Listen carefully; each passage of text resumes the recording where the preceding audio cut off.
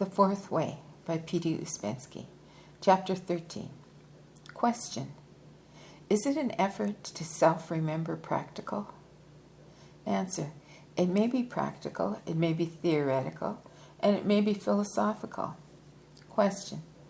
Objective consciousness seems to belong to the philosophical scale. Answer. Quite the reverse. It is very practical. But if you mean for us, then, certainly, objective consciousness is a philosophical idea. At the same time, the study of the description of glimpses of this state is possible. If one studies these descriptions and tries to find similarities, it can become theoretical. Question. I should like to understand more about this division. I do not know what is practical. Answer. It means what you can do in all senses. Only doing can be on one scale or another scale. Doing is always more important than thinking or talking. So, if we take it that philosophical is thinking, theoretical is talking, practical is doing, and practical is the more important. Question. What is philosophical thinking? Answer.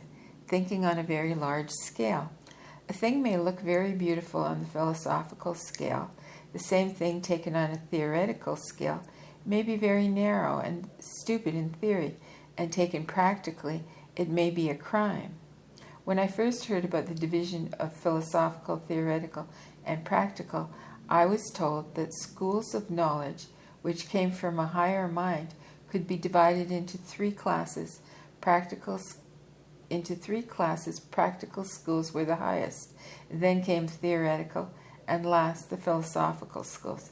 But ordinarily we understand in practical terms, such as gardening, making boots, and so on. By theoretical knowledge, we understand mathematics, geology, etc. And by philosophical, we understand what we usually want, philosophy. But according to this system, philosophical schools are merely preparatory schools. Question. When I first came to lectures, I thought the word school meant a school of thought, but now it seems to be just like a school when I was a boy. Answer. Exactly. It's not a question of thought. It's a question of doing. Question. Isn't it, in a way, a school of thought too, since doing must come from thinking? Answer. Certainly, there must be a certain amount of thinking, for without thinking, we can do nothing. But thinking is only an auxiliary process. It is not the aim. In a school of thought, it is sufficient to think about freedom,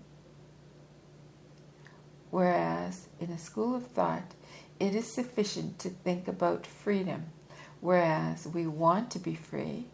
We are not satisfied with merely thinking about it. Question. Would this school be of all three kinds, or only one? Answer.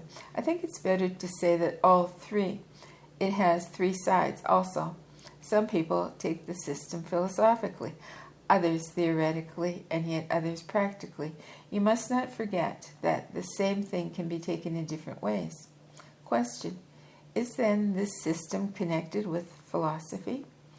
Answer. It cannot be quite free from it. In some ways, it is a legitimate form of thinking, but in thinking of man's development, of man's progress, it's better to look for psychological landmarks and not for philosophical ones. Psychological landmarks are facts. The others may be imagination. Even if a man's intellect is dealing with big philosophical questions, his being may be quite on a low level. But if a man is more conscious, then all his sides can develop. Question. Who assesses psychological values? There are definite objective signs by which one can judge, definite inner standards. At a certain point, they may become objective. As I said, we do not look for philosophical landmarks. We look for psychological landmarks. Why am I always stumbling over that word? As I said, we do not look for philosophical landmarks. We want psychological landmarks. It's very important to understand this. Philosophical conclusions may be just words, rhetoric, but about psychological landmarks, there can be no mistake for oneself. Question, is it lazy to use philosophical thinking? Answer, not necessarily. Sometimes there are things you can take only philosophically, others only philosophically and theoretically. There are things to which we have no practical approach and for which we must find analogies. So sometimes it's quite right. But there are things which you can take only practically, for only then can you value them. Question. You spoke of thinking in new categories. This seems to me impossible as being able to do. Answer. Quite right. At the same time, when you begin to understand different categories, you will be able to think, at least sometimes, in different ways. But this is not the whole description of right thinking. Very often, you do not think in right categories because you do not have enough knowledge. Even in our state, we can think better or worse. Question. When I try to think in a new way, I do not know where to start. Answer. You have plenty of material. The system. Try to reconstruct in your mind to imagine that you are explaining to somebody the system, the idea of this system, the ideas of this system. Try to reconstruct what the system says about man and the universe. If you do not remember something, ask other people. This is a good exercise. Either turn your thoughts and control them,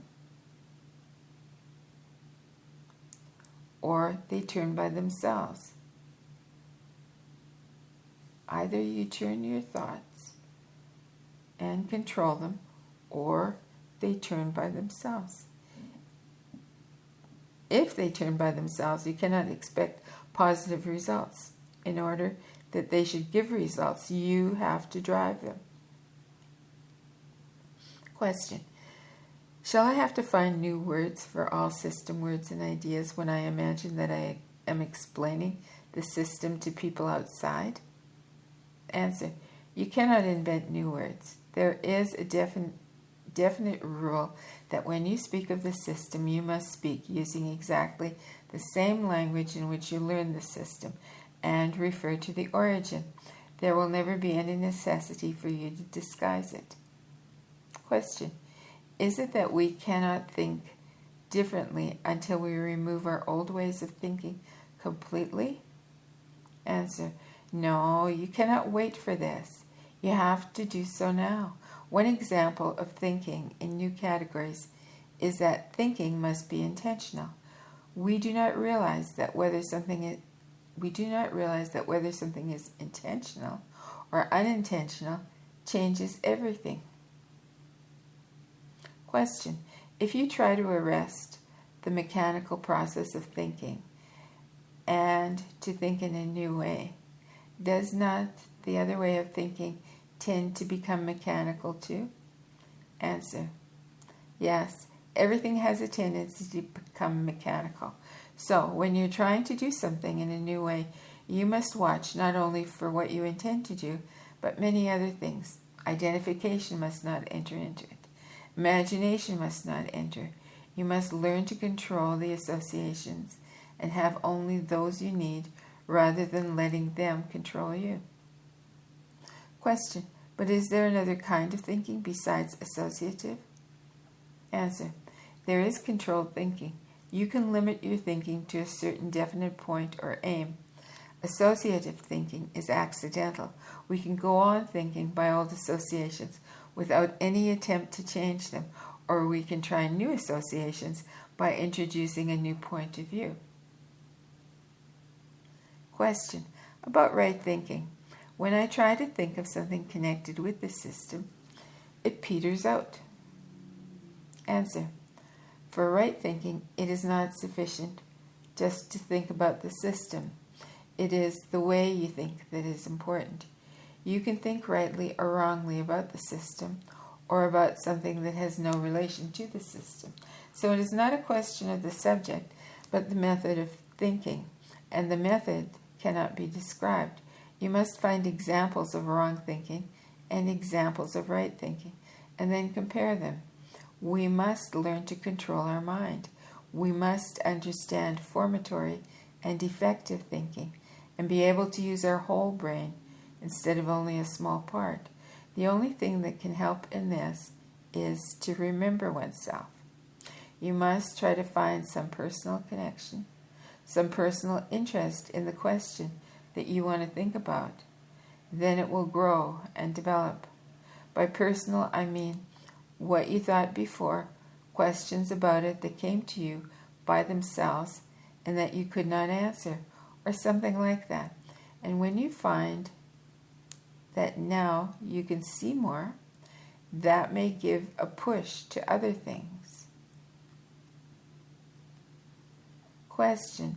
In thinking about some idea of the system, it is difficult to keep a line of thought compared with the ordinary things that happen in one's head.